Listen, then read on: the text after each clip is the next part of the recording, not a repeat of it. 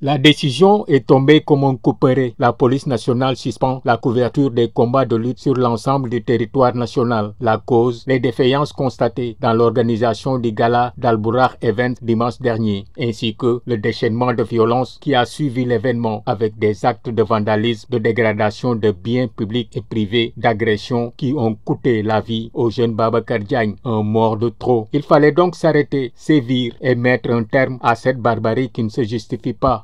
C'est la première fois depuis plus de 15 ans, je peux même dire depuis ces deux dernières décennies qu'on assiste à cette décision de l'État du Sénégal de suspendre toute collaboration entre les forces de l'ordre et le CNG de lutte.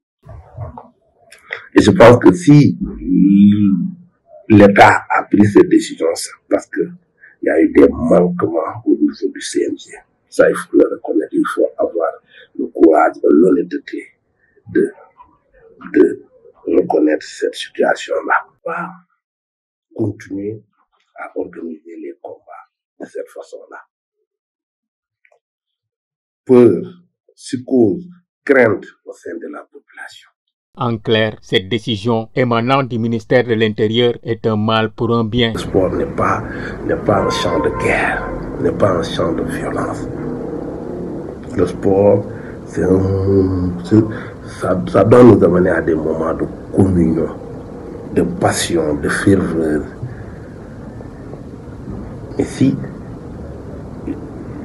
nos concitoyens maintenant ont peur de sortir, de vaguer à leurs occupations, parce qu'il y a tel combat qui doit se tenir tel jour, là, il y a un problème. Pour notre interlocuteur, le comité national de gestion est le premier à avoir failli et ne pourrait se dérober. Les responsabilités sont partagées. Le CNG est le premier responsable de cette situation parce que c'est une structure d'expression que l'État a mis sur pied en lui affrétant une autorité pour gérer les combats de lutte.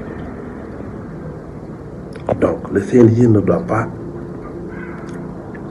être un simple spectateur face à certaines pratiques douteuses qui se passent dans l'arène. Par rapport aux reproches de la police à l'organisation, il va falloir aller plus loin, situer les responsabilités et sanctionner. Sans faire le procès de personne, mais en tant qu'acteur de la lutte, il est important de donner notre avis. Il est important de donner notre position la plus objective possible.